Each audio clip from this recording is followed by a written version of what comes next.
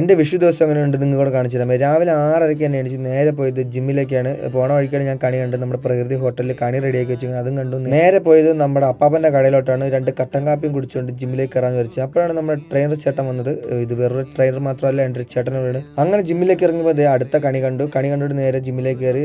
തിരക്ക് കുറവാണ്, സാധാരണ നല്ല തിരക്കുള്ളതാണ്, തിരക്ക് കുറവാണ്, വിഷു ആയതുകൊണ്ട്. അങ്ങനെ കുറച്ച് നേരം വർക്കൗട്ടൊക്കെ ചെയ്ത് നേരെ അവിടെ നിന്ന് ഇറങ്ങി.